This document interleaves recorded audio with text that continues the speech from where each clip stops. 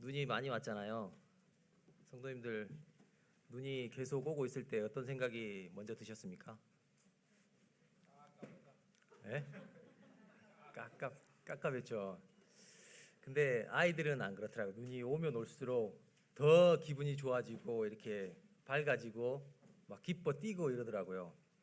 그래서 우리가 어른들이 참 어린아이와 같이 되는 게 참 힘든 거예요. 근데 주님께서 그러셨잖아요. 어린아이와 같아야지 천국에 들어갈 수 있다고 말씀하셨잖아요.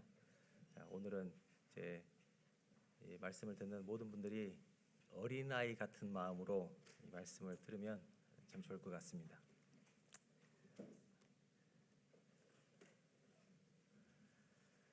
혹시 죄와 벌이라는 책을 혹시 읽어보셨나요? 그럴 리가, 저도 안 읽어봤습니다. 자, 죄와 벌은 참 엄청 어려운 고전이죠. 네, 이제 좀 간략하게 이렇게 해서 좀 말씀을 드릴게요. 저도 읽어보진 않았는데 이제 줄거리를 이제 좀 알아봤거든요. 이 이제 주인공이 이 탐욕스러운 요즘에 말하면 고리대금업자죠. 고리대금업자인 그 사람을 이제 도끼로 죽여버리는 사건이 일어나요. 근데 이제 주변에서 그 사람은 정말 죽어야 마땅한 사람이야. 저 사람을 죽으면 그 돈이 다 자선업체에 다 갈 거야. 그러니까 저 사람을 죽이는 건 정당해. 뭐 이런 식으로 해가지고 이 주인공 마음에 그 마음이 일어가지고 도끼로 죽여버려요. 그리고 그것을 쳐다본 그 여동생까지 같이 죽여버리고 이제 뭐 감방에 가는데 거기서도 자신이 죄인임을 뉘우치질 못해요. 내가 정당하게 그렇게 했다. 그건 잘한 것이다. 이렇게 생각을 하거든요. 그리고 그 이후에 이제 그 창녀인 어느 여자를 만나서 이제 교제하는 가운데 자신이 정말 죄인임을 깨닫게 돼요.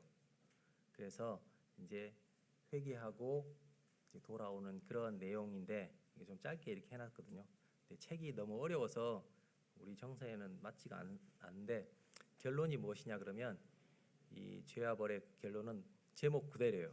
죄를 지은 자는 반드시 벌을 받는다. 여기 책에도 모든 사람이 죄를 지은 사람은 모두 다 벌이 받는 결론으로 다 이렇게 끝나요.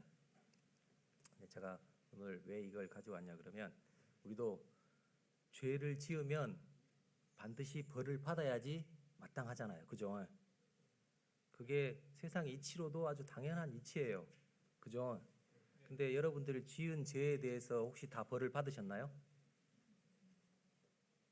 오늘도 이렇게 오면서 죄를 짓고 오시는 분들이 많았을 거예요. 한국에는 이게 경범죄라고 있어요. 경범죄. 경범죄도 죄예요. 경범죄도 죄예요. 여러분들 경범죄 이렇게 쭉 한번 훑어보세요. 어떤 게 눈에 탁 들어오시나요? 뭐 어떤 거 들어오는 거 없어요? 여러분에게 해당되는 게 있나요? 우리 지금 한국의 헌법에 경범죄를 그대로 가지고 온 거예요. 여기 봐보면 장난 전화도 경범죄래요. 장난 전화. 과도한 교제 요구. 우리 교제 형제님 교제합시다 이게 아니고 과도한 교제 뭐 이런 것들도 그리고 이제 뭐 금연 장소에서 흡연 뭐 여러 가지 있는데 이게 당연히 처벌을 받아야 될 죄예요. 그죠? 죄로 법에서 헌법에서 죄로 규정을 해놨으니까 이건 당연히 처벌을 받아야 되는 거예요. 경범죄 처벌법이 어떻게 되냐 그러면 이제 세 가지로 나는데 10만 원 이하의 벌금, 구류 또는 과료형으로 처한다. 20만 원, 60만 원 이렇게 돼요. 구류, 과료 이런 거 많이 어렵잖아요. 저도 몰라서 찾아봤어요. 네. 구류는 1일에서 30일 미만의 기간 동안 교도소 또는 경찰서의 유치장에 가둬놓는 형벌이라고 합니다. 그다음에 과료는 그 몰수 그 아래 단계인데 2천만 원 이상 5만 원 미만의 그 범죄가 있을 때 몰수 그 밑에 단계, 그러니까 이제 내놔라 뭐 이런 식으로 재산을 갖다가 뭐 그렇게 하는 거라고 합니다. 그리고 뭐 벌금형은 뭐 다 아시겠지만 이렇게 10만 원, 20만 원, 60만 원 이하 이렇게 되는데 여러분들 혹시 오늘 오시면서 교통법규를 다 지키고 오셨나요? 다 지키고 오셨어요. 그래 혹시 뭐 지나가다가 침 뱉거나 이러진 않으셨어요? 자, 그런 것들이 다 처벌을 받게 돼 있어요. 그죠? 그런데 이 세상의 법은 누가 보지 않거나 경찰에 걸리지 않거나 뭐 과속 카메라나 뭔 카메라에 걸리지 않으면 그게 유아무야 그냥 넘어가 버려요. 그죠? 처벌을 안 받고 그냥 넘어가 버리는 경우가 되게 많아요. 여러분들 그런 경우 되게 많죠. 신호 위반, 차선 위반, 운전하시는 분들 신호 위반, 차선 위반 뭐 엄청 많을 거예요. 하루에도 한 서너 번씩은 다 하고 다니실 거예요. 그런데 거기에 대한 처벌은 다 안 받았어요. 그죠? 세상의 법은 알지 못하고 경찰한테 걸리지 않고 카메라에 걸리지 않으면 처벌을 받지 않아요. 그런 허점과 맹점이 있어요. 그런데 하나님의 법은 그렇지 않아요. 하나님의 법은 아주 작은 사소한 것 하나도 반드시 처벌을 받아야 되는 게 하나님의 법이에요. 지금까지 여러분들이 쭉 이렇게 지나오면서 지었던 죄들을 한번 다 생각해 보세요. 그 죄들이 언젠가는 다 처벌을 받아야 되는 그 범죄들입니다. 반드시 작은 죄든 큰 죄든 다 받아야 돼요. 자, 그래서 하나님의 법에는 허점도 없고 맹점도 없습니다. 하나님께서는 우리의 마음을 다 아시고 우리의 생각 또한 다 아세요. 그렇기 때문에 하나님께 감추거나 뭐 드러나지 않는 게 하나도 없습니다. 성경을 한번 찾아볼까요? 잠언 15장 한번 찾아볼까요?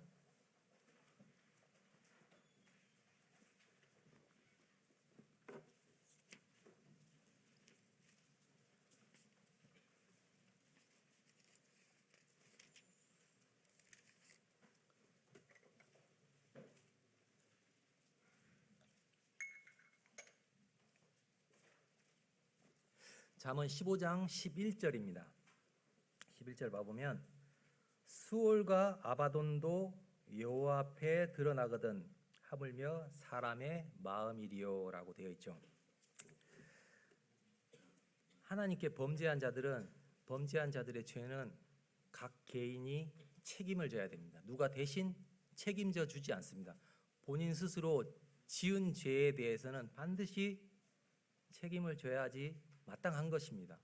누구한테 이렇게 미루거나 내가 지은 죄를 갖다가 너가 대신 요즘에 그런 사람들 많죠. 그 돈 많은 사람들 뭐 재벌 2세, 3세 이래 가지고 자기가 막 운전했는데 딴 사람 운전했다고 막 속이고 이런 사람들 많은데 세상 법은 그럴 수 있을지언정 하나님의 법은 각 개인이 반드시 처벌을 받아야 되는 게 하나님의 법입니다. 자, 이제 사례들을 좀 살펴볼게요.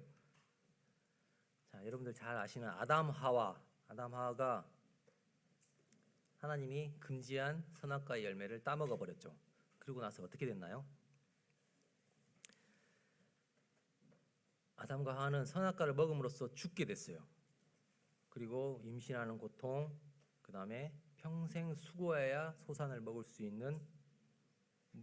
있게 되었고, 그리고 에덴 동산에서 쫓겨나게 됩니다. 그리고 두 번째 가인도 잘 아시죠? 가인과 아벨. 가인이 질투심에서 시작된 그 범죄가 동생을 돌로 쳐 죽이는 데까지 이르게 되죠. 그런데 하나님께서 그 동생을 쳐 죽이는 벌로 인해서 가인에게는 가인이 농사 짓는 자였어요. 아벨은 양을 치는 자였고 농사 짓는 자에게 가장 무서운 벌은 그 땅의 소산을 내지 않는 거예요. 아무리 땅을 파고 잘 일구고 거름을 줘도 거기에서 내가 먹을 수 있는 식량이 나지 않는 거예요. 그런 벌을 허락하셨어요. 그리고 너는 떠돌아다녀라 이렇게 말씀하셨어요. 자, 그래 아담 하와나 가인은 뭐 살인을 했고 하나님 말씀을 어겼기 때문에 그래 그런 벌을 받았다고 뭐 그래 그 정도 벌 받는 건 살인자에게 뭐 그 정도로 쫓아내고 그 정도 벌은 뭐 별로 아닐 거라고 당연한 거라고 생각이 될지 모르겠습니다. 근데 여기에 리브가가 있어요. 리브가는 이제 쌍둥이를 낳아요. 야곱과 에서를 낳는데 에서가 장자고 야곱이 둘째예요. 근데 리브가는 둘째 야곱을 사랑해요. 그래서 첫째가 받아야 할 장자의 축복을 가로채기 위해서 눈먼 이삭을 속이게 됩니다. 그런데 이제 야곱이 얘기해요. 속이는 건 고사하고 내가 저주를 받을까 하노라라고 얘기를 해요. 근데 어머니가 이렇게 얘기하죠. 그 저주는 내게로 돌려라 하고 정말 이삭을 속여가지고 장자의 명분을 장자의 축복을 빼앗아 버려요. 그런데 리브가에게는 어떤 벌이 내려졌나 그러면 여기는 리브가는 야곱을 사랑하였더라라고 되어 있죠. 자, 이삭은 에서를 사랑했어요. 에서는 들에서 막 다니고 막 활동적이고 이래서 남자는 활동적이어야 된다. 그래서 첫째를 사랑했는데 리브가는 둘째를 사랑했어요. 쌍둥이지만 둘째를 사랑했는데 그 이후에 이제 장자의 축복을 가로챈 그걸 알고 첫째가 이제 야곱을 죽일 결심을 해요. 그래서 이 리브가가 외삼촌 집으로 빨리 도망가라 이렇게 해요. 근데 그 이후로 사랑하는 둘째 아들을 보지도 못하고 결국에는 리브가는 죽게 돼요. 그리고 엘리사의 사환이 나와요. 여기는 좀 찾아볼까요? 열왕기 하 5장으로 가보겠습니다.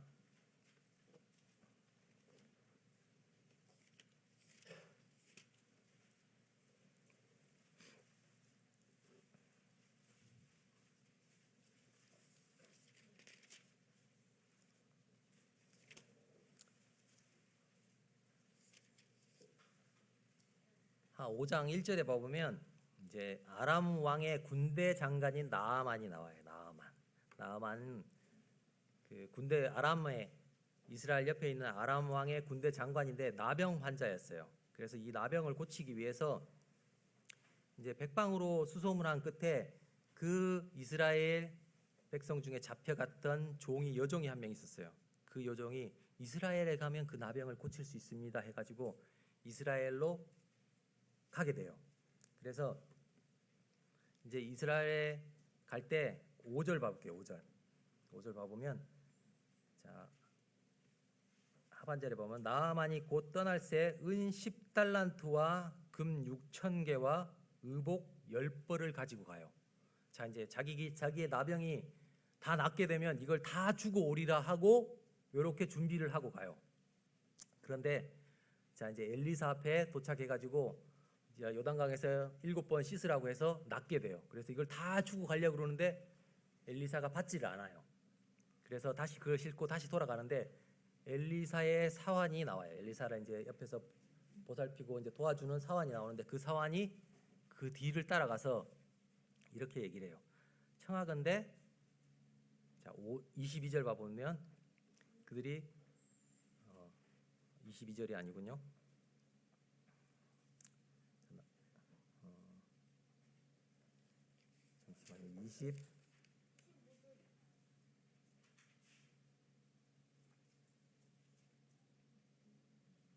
20절부터 이렇게 봐보면 이 게하시가 이제 달라고 해요. 은도 달라고 하고 옷도 달라고 해요. 근데 얼만큼 달라 그러냐면 은 1달란트와 옷 2벌을 달라 그래요. 처음에 5절에 봐보면 그 나아만이 은 10달란트와 금 6,000개 그리고 의복 10벌을 가지고 오게 해요. 그런데 이 게하시는 가가지고 은 1달란트와 옷 2벌만 달라고 해요. 이 엘리사의 사환인 게하시가 가서 그걸 다 주세요 해도 아마도 이 나아만 장군은 다 줬을 거예요. 자기의 그 나병이 깨끗하게 나았기 때문에. 근데 아주 조그만한 탐심을 냈어요. 은 한 달란트하고 옷 2벌 요것만 딱 나 같으면 저 같으면 가서 다 달라고 했을 거예요. 다 달라고 했어도 줬을 거니까. 그 탐심이나 작은 탐심이나. 그런데 이 엘리사의 사환이 어떻게 됐냐 그러면 이런 벌을 받게 됩니다. 나아만의 그 나병이 그 엘리사의 사환에게 옮겨가요. 그리고 자신에게뿐만 아니라 자신의 후손들까지 나병 환자로 살게 됩니다. 자, 그리고 더 황당한 사건이 있어요. 이렇게 열왕기하 2장에 봐보면 엘리사가 이제 베델로 올라가는데 아이들이 나와가지고 대머리여 하면서 놀려요. 여러분들 어릴 때 특히 형제님들 어릴 때 대머리라고 많이 놀려보셨죠? 안 놀려보셨어요? 아, 그래요? 네. 그러면 친구들 혹시 놀려본 적 있나요? 그죠? 친구들을 많이 놀렸을 거예요. 그거 똑같은 거예요. 이렇게 아이들이 나와서 엘리사가 대머리니까 대머리라고 놀린 거예요. 그런데 어떻게 됐을까요? 거기에 대한 벌은 암곰 2마리가 나와서 거기에 아이들 40여 명이 있는 아이들을 다 찢어버려요. 곰이 나와가지고. 좀 너무하다는 생각이 들죠. 그죠? 근데 당연한 건가요? 놀렸으니까 곰 나와서 이렇게 확 찢어버리고 바로 그랬으면 여러분들 이 자리에 앉아 계실 분 한 분도 없을 거예요. 그죠? 자, 그리고 이제 신약으로 좀 넘어와서 아나니아하고 삽비라가 있어요. 자기의 재산을 팔았어요. 이제 딸은 이렇게 이제 다 구원받고 와 예수님 앞에 이제 뭘 드려야 되겠다고 해서 자기의 모든 걸 가진 걸 다 팔아가지고 사도들 앞에 다 내려놓는 걸 보고 이 아나니아와 삽비라도 똑같이 그렇게 했어요. 근데 자기가 판 소유의 얼마를 감췄어요. 감춘 것도 자기 걸 떼놓고 드린 건데. 근데 이 사람들이 어떻게 됐냐 그러면 둘 다 혼이 떠나가 그날 한시에 죽고 말았어요. 그 자신이 감춰놓던 그 땅판값 그 조금도 쓰지도 못하고. 그죠? 누가복음 한번 찾아볼까요? 누가복음 12장 한번 봐볼까요?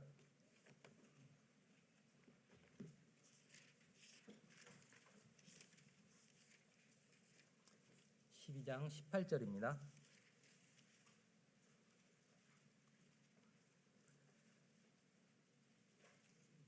자, 여기 비슷한 사례가 있어서 좀 찾아보겠습니다. 12장 누가복음 12장 18절.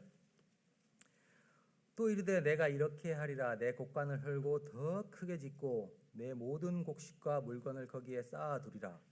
또 내가 내 영혼에게 이르되 영혼아 여러 해 쓸 물건을 많이 쌓아두었으니 평안히 쉬고 먹고 마시고 즐거워하자 하리라 하되 하나님은 이르되 어리석은 자여 오늘 밤 내 영혼을 도로 찾으리니 그러면 내 준비한 것이 누구의 것이 되겠느냐 하셨으니라고 얘기를 하고 있어요. 자, 자신의 모든 걸 팔았지만 자신의 소유를 조금 남겨두고 하나님께 드린 이 사람들. 우리가 사람의 법으로 보면 죽일 필요는 없잖아요. 그죠? 우리도 이렇게 하나님께 드릴 때 우리 월급 받은 거 다 드리지는 않잖아요. 그죠? 아주 조금만 드리는데 이 사람들은 아주 조금만 남겼어요. 그런데 죽게 되었어요. 그리고 헤롯 왕이에요. 헤롯 왕. 헤롯은 두로와 시돈 사람들이 왕국에서 나는 양식을 먹는 까닭에 헤롯이 엄청 싫어했어요. 그래서 두로와 시돈 사람들이 헤롯의 침소 맞는 신하를 설득해가지고 화목하기를 청했어요. 그래가지고 헤롯이 이제 나를 잡아가지고 자 이제 와가지고 백성들에게 연설을 했어요. 그랬더니만 이제 백성들이 이제 두로와 시돈 사람들이 이것은 신의 소리요 사람의 소리가 아니다 막 이렇게 얘기를 했어요. 그랬는데 말씀 잘 전하고 막 이렇게 말씀 전하시는 분 말고 저기 밖에서 막 연설하시는 분 보면 막 스타 강사들 막 있잖아요. 그런 사람들 보면 엄청 막 돈도 많이 벌고 말빨도 정말 그 사람들 말 듣고 있으면 정말 정말 그렇구나 하고 이렇게 따라가게 돼요. 근데 그런 것처럼 헤롯이 그렇게 했나 봐요. 그런데 헤롯이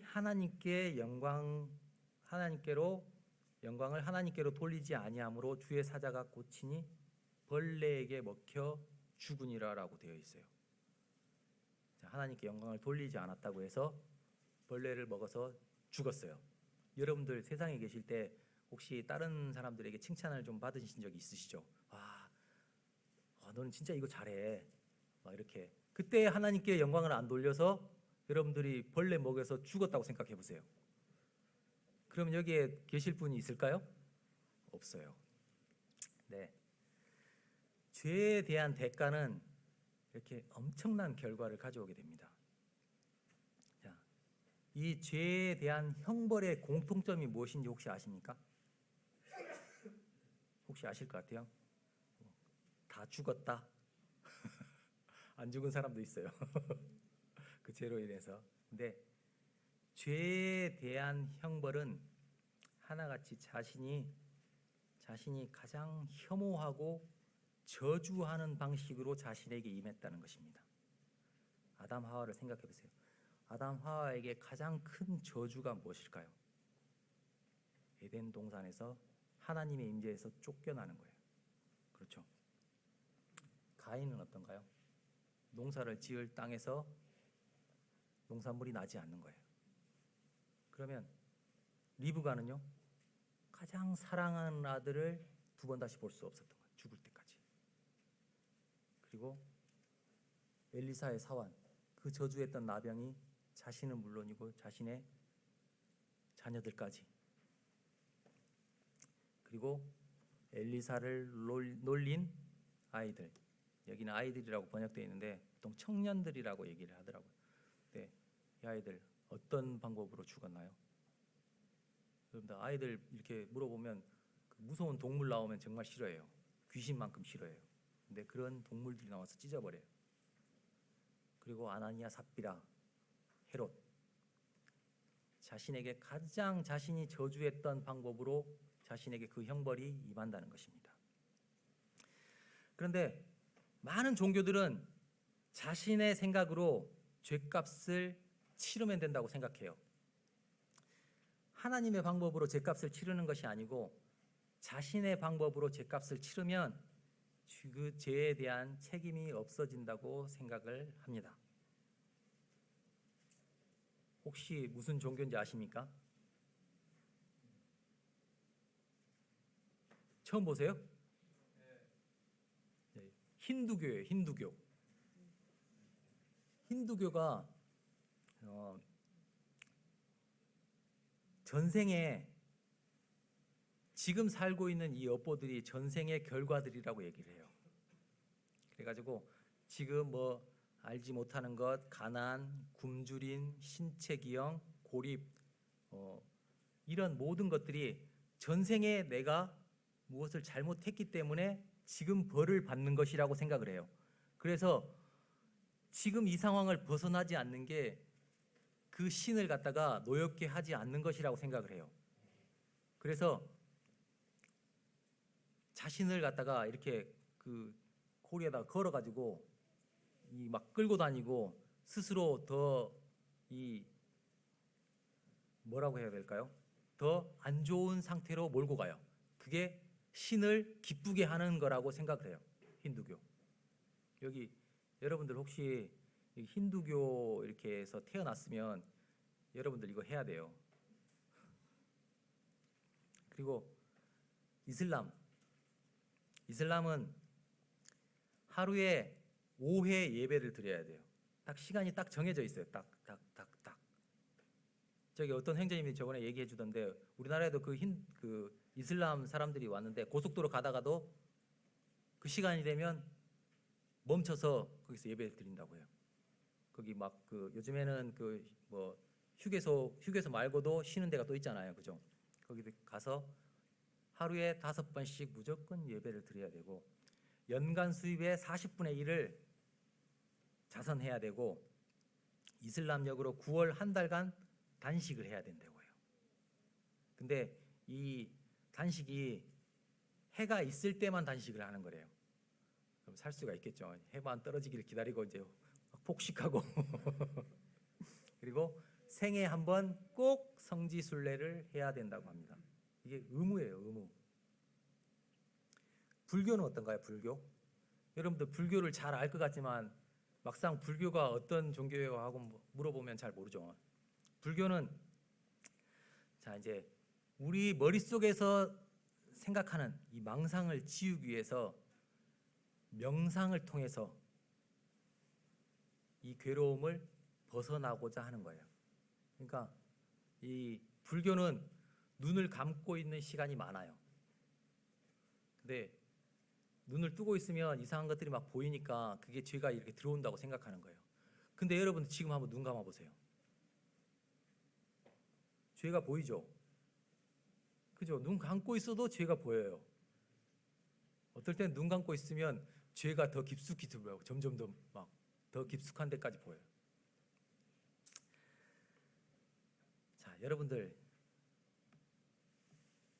자 이슬람이나 힌두교나 불교나 이렇게 한다고 우리가 저질렀던 죄가 없어지거나 해결되지 않는다는 걸 분명히 알고 있을 겁니다. 여러분들 그냥 생각해 보세요. 그냥 단순하게 기독교 떠나서 그냥 단순하게 생각해 보세요. 저렇게 하면 정말 죄가 없어질까? 라고 생각해 보세요. 안 없어져요. 그리고 지금까지 저질렀던 죄는 어떻게 할 건데? 저런다고 없어져요? 안 없어져요.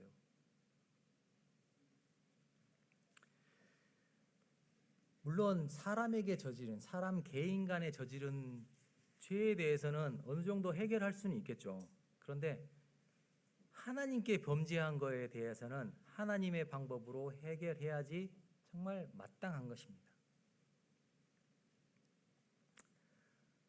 자, 예수님을 십자가에 내어준 유대인들, 리브가의 고백과 좀 비슷한데 백성이 다 대답하여 이르되 그 피를 우리와 우리 자손에게 돌릴지어다 하거늘. 자, 이 이스라엘 백성들이 어떻게 됐나요? 예수님을 십자가에 못 박아버리고 그 위에 자 아담 하와가 에덴 동산에서 쫓겨났듯이 이스라엘 자손들이 바벨론으로 쫓겨났듯이 주후 70년에 유대인들은 세계 각 곳으로 흩어져 살게 됩니다. 그리고 그들은 아직도 세계 곳곳에 흩어져 있어요. 하나님의 백성임에도 큰 성에서 쫓겨나서 각국으로 흩어져 살고 있습니다. 죄의 형벌이 무엇인지 아십니까?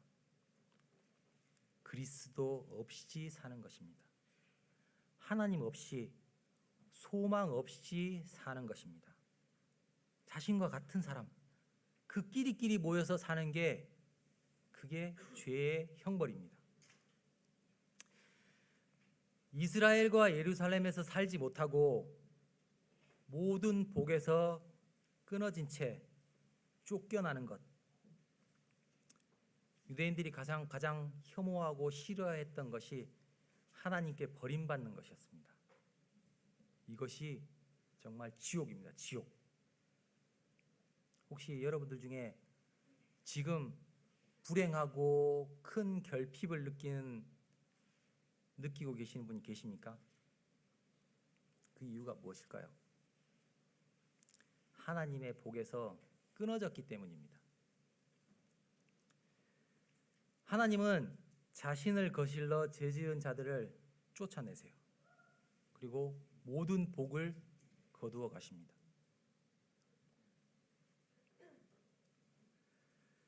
하나님께서는 이미 죄에 대한 모든 형벌을 결정해 두셨어요. 살인에 대해서 심판을 받는 것은 물론이고 내가 하찮고 작게 여겼던 모든 죄에 대해서 이미 최종 판결을 내려놓으셨어요. 형제에게 노하는 죄는 심판을 받게 되고 형제에게 바보라고 말하는 자는 잡혀가고 미련한 놈이라고 하는 자는 지옥 불못에 떨어질 거라고 말씀하세요. 하나님 앞에서는 작은 죄나 큰 죄나 차이가 없어요. 죄를 짓는 원인이 무엇인지를 보기 때문에 하나님께서는 죄는 다 동일하게 보시는 겁니다. 혹시 여러분들 친구들 뭐에게 바보, 미련한 놈, 멍청한 놈 이런 말 엄청 많이 해보셨죠? 그죠? 정렬 기자님 왜 대답을 안 하세요?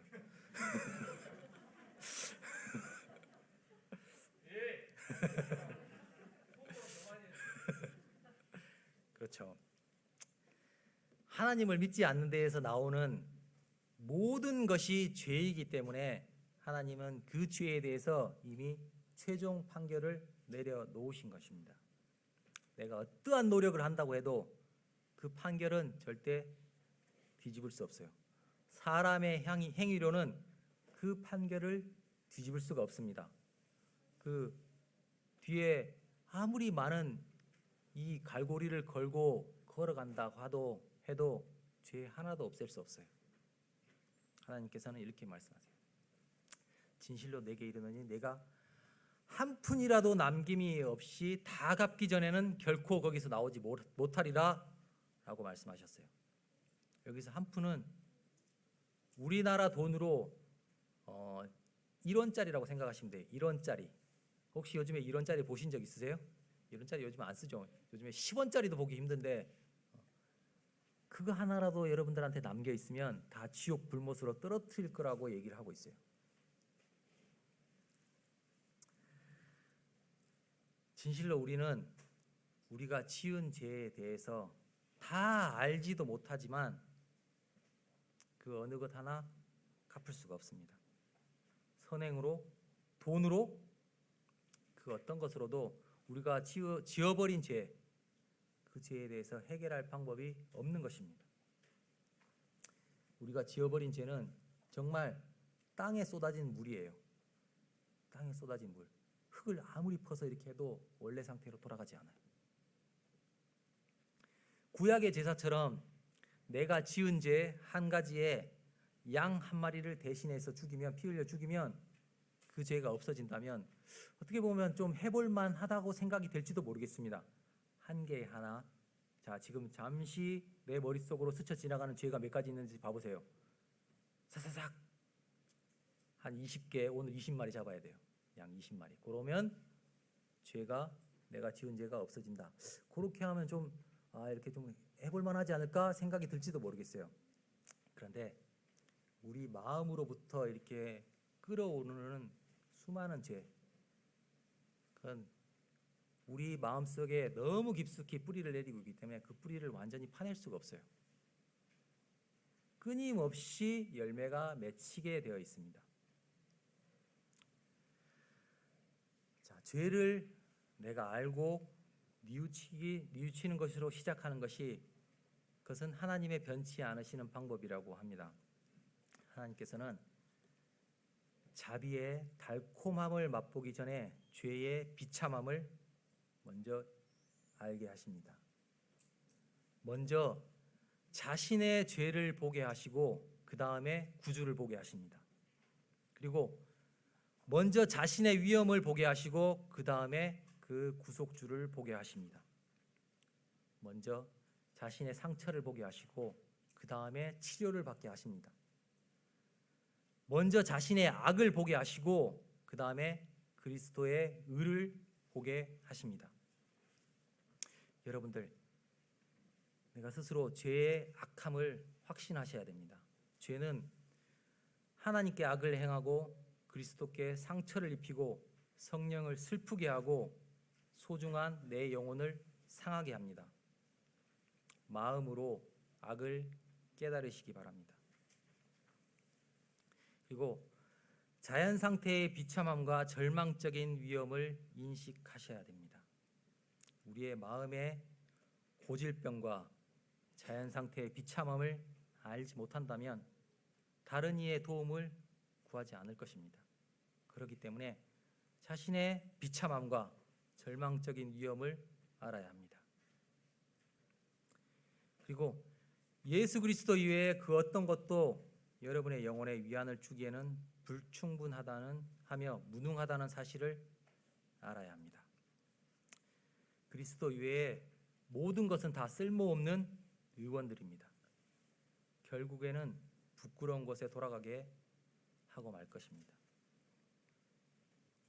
여러분들, 자기의 재물을 의지하고 부유함을 자랑하는 자는 아무도 자기 형제를 구원하지 못하며 그를 위한 속전을 하나님께 바치지도 못할 것이라고 합니다. 그들의 생명을 속량하는 값이 너무 엄청나서 영원히 마련하지 못할 것이라고 합니다. 사람의 마음은 죄라는 씨앗이 자라기에 정말 좋은 땅입니다.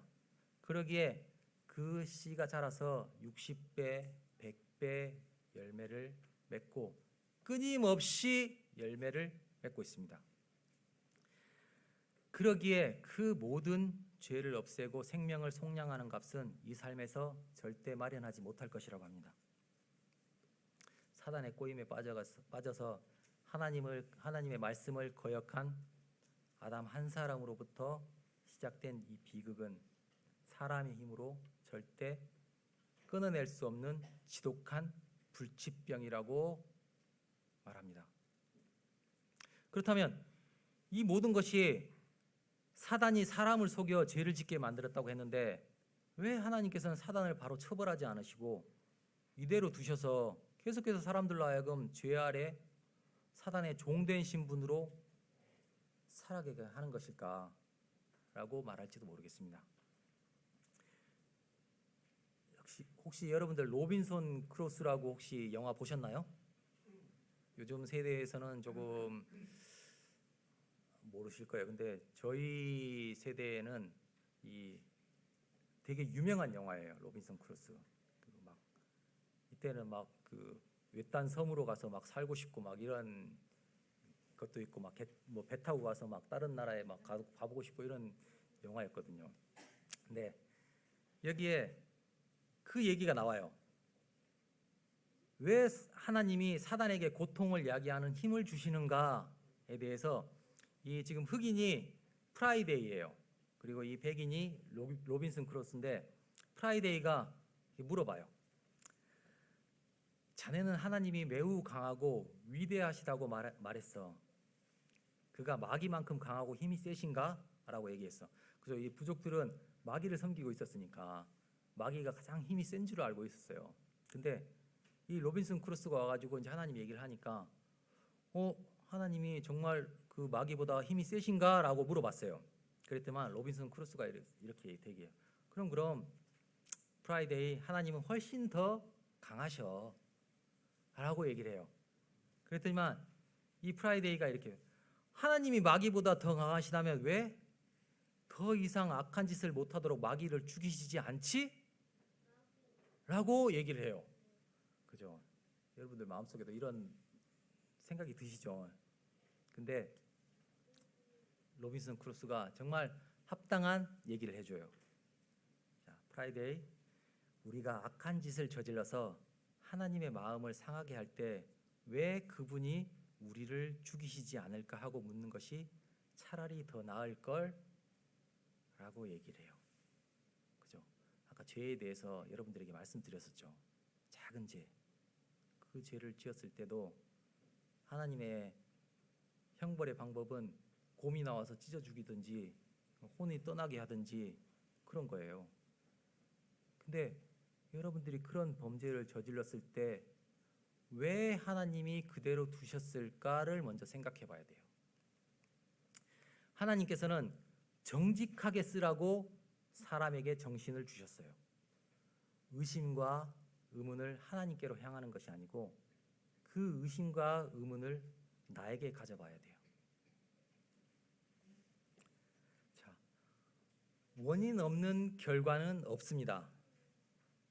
자, 아모스서에도 봐보면 필요한 사건이 일어나지 않았다면 한 사건이 발생하지 않는 것처럼 죄의 결과는 반드시 벌이 따르게 되는 게 당연한 이치입니다. 두 사람의 동행도, 사자의 울음소리도, 새를 잡는 덫도, 성읍에서 울리는 나팔 소리도, 그리고 죄에 대한 하나님의 심판도 너무나 당연한 것입니다. 나는 피해갈 수 있어? 그런 생각은 아예 하지 않는 게 좋습니다. 시편 한번 찾아볼까요? 시편 36편입니다.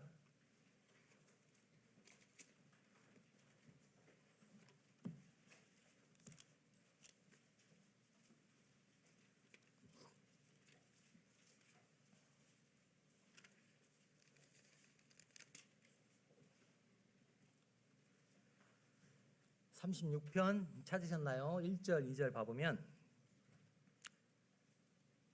악인의 죄가 그의 마음속으로 이르기를 그의 눈에는 하나님을 두려워하는 빛이 없다 하니 그가 스스로 자랑하기를 자기의 죄악은 드러나지 아니하고 미워함을 받지도 아니하리라 함이로다 라고 되어 있어요. 악인들은 다 이렇게 생각한다는 거예요. 그런데 하나님은 절대 그렇게 말씀하지 않으셨어요. 모든 것이 다 드러난다고 얘기하셨어요. 그런데 하나님께서 더 하나 희망적인 말씀을 하신 게 반드시 보응하는 그 하나님께서 또한 선지자를 통해서 재앙이 임할 것임을 반드시 또 알려주신다고 하셨어요. 그 후에 심판이 임할 것이라고 말씀하셨어요.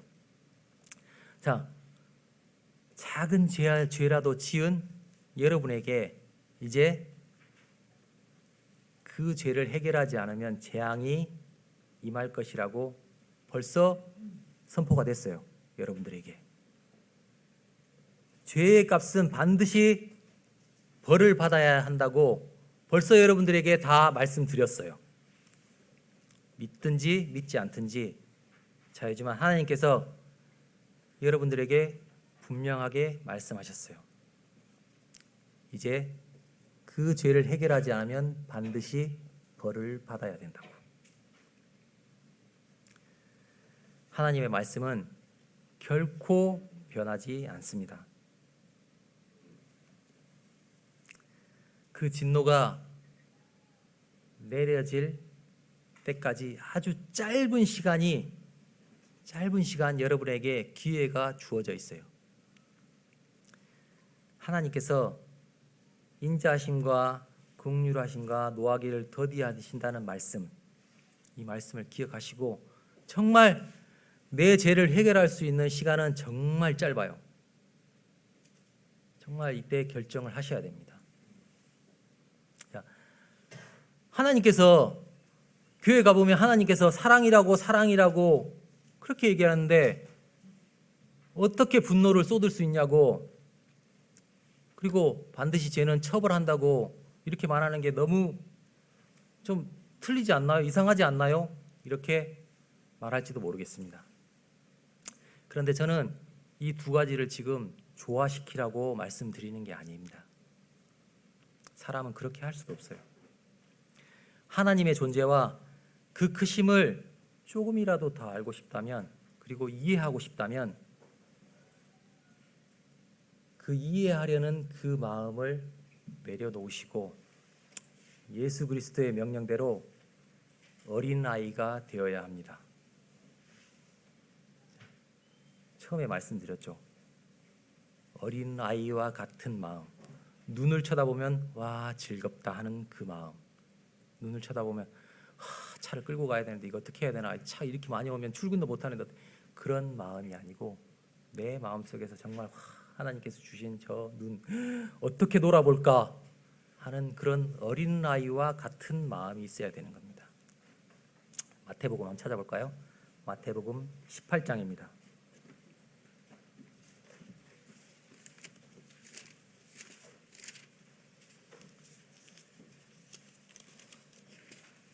마태복음 18장 3절입니다.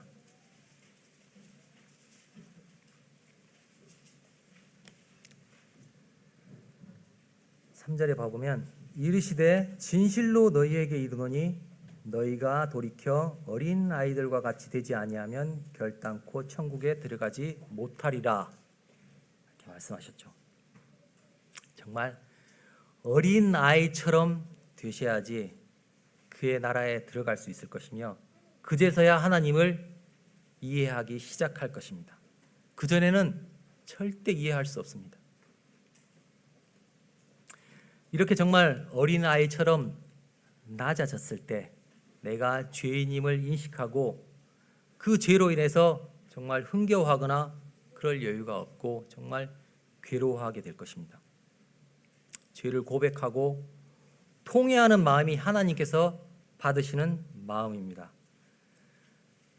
그리할 때 하나님께서 예수 그리스도를 통하여 우리 죄를 통해서 동이 서에서 먼 것처럼 우리의 죄가를 멀리 옮기실 것입니다. 우리를 긍휼히 여기실 것입니다. 그리고 우리가 정말 먼지이고 풀과 같고 바람과 같음을 아시고 우리에게 자비와 인자를 베푸실 것입니다. 영원히. 그 일을 이렇게 십자가에 힘없이 매달린 예수 그리스도를 통하여 그 일을 이루실 것입니다.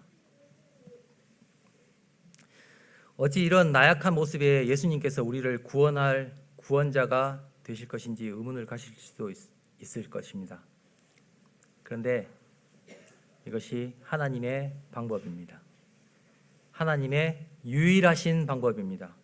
우리를 살리는 유일한 길입니다. 이렇게 힘없게 매달려 계시는 예수 그리스도만이 우리의 길이요 진리요 생명이 되실 것입니다. 하나님의 방법으로 죄를 벌하셨듯이 하나님의 방법으로 우리의 죄책을 영원히 사라지게 하실 수 있고 우리가 그 방법을 통해서만 하나님께 이룰 수 있습니다. 낮아지십시오. 아니, 나를 낮추십시오.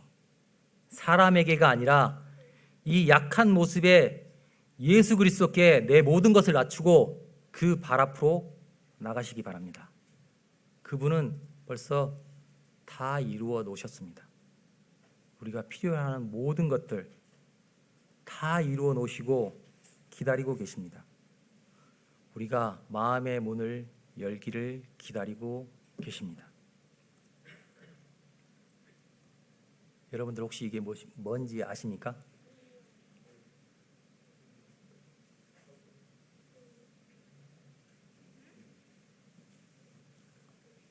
우리 아들이 로켓이냐고 물어보던데 로켓은 아닙니다. 보일러입니다. 보일러. 여러분들 가스 보일러 이렇게 잘라가지고 이렇게 하는데 가스 보일러에 불이 엄청 타고 있죠.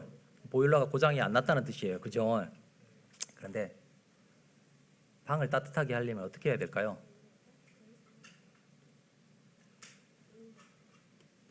밸브를 열어야 돼요. 보일러가 아무리 펄펄 끓고 있어도 이 밸브를 잠가 놔버리면 그 방은 추워요. 추울 수밖에 없어요. 여러분들 가스비 아끼려고 방에 보일러 이렇게 밸브 잠가 놓으신 분들 많이 있죠. 그 방에 들어가 보면 정말 추워요.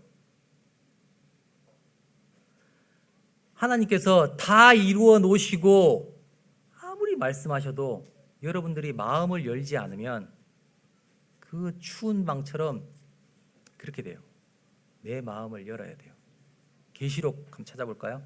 계시록 3장 20절입니다.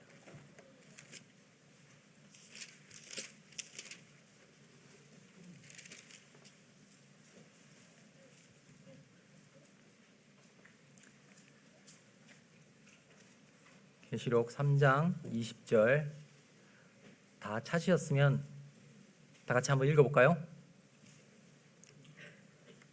자, 시작. 볼지어다 내가 문 밖에 서서 들으노니 누구든지 내 음성을 듣고 문을 열면 내가 그에게로 들어가 그와 더불어 먹고 그는 나와 더불어 먹으리라. 아이들은 배가 고프지 않으면 장난감과 인형으로 만족합니다. 우리 영혼도 마찬가지입니다. 그러나 일단 죄를 알고 구세주를 필요로 하게 되면 음악, 꽃, 인간이 만든 그런 의식들, 그런 것들은 다 정말 지루할 뿐이에요. 다윗이 왕으로 있을 때 하나님의 궤를 다윗성으로 옮겨 들어갈 때 했던 고백입니다. 마지막으로 사무엘하 6장 22절 찾아볼게요.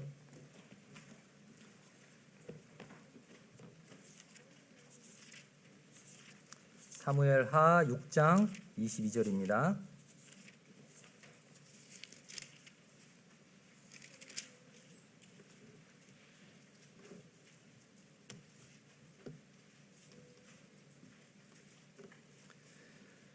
자, 21절부터 제가 읽어드릴게요.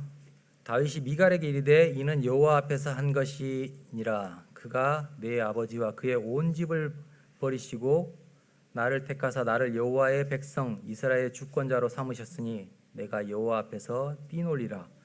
내가 이보다 더 낮아져서 스스로 천하게 보일지라도 되어 있죠. 정말 하나님 앞에서 낮아지십시오. 이 다윗의 고백이 여러분의 고백이 되기를 간절히 원합니다. 이상 기도하고 마치도록 하겠습니다. 아버지 하나님 감사합니다.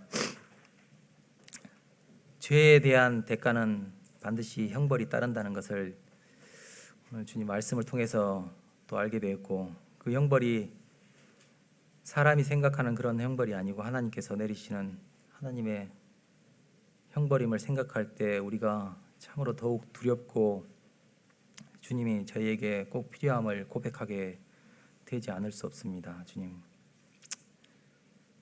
참으로 사람은 참 작은 이해로 하나님을 알려고 하지만 어찌 전능하신 하나님을 우리의 작은 머리로 알 수 있겠습니까? 우리가 정말 낮아져서 정말 어린아이보다 더 낮아져서 주님의 마음을 알기를 원하고 주님의 그 사랑을 깨닫기를 간절히 원합니다. 참 이곳에 계신 참 많은 영혼들이 있습니다. 주님, 그들 동안 정말 마음을 열어주셔서 그들 마음속에서 역사하셔서 주님의 자녀로서의 삶을 살아갈 수 있도록 이끌어 주시기를 간절히 원하옵나이다. 이 시간 참으로 함께하여 주셔서 감사를 드리오며 주 예수 그리스도의 이름으로 기도드립니다. 아멘.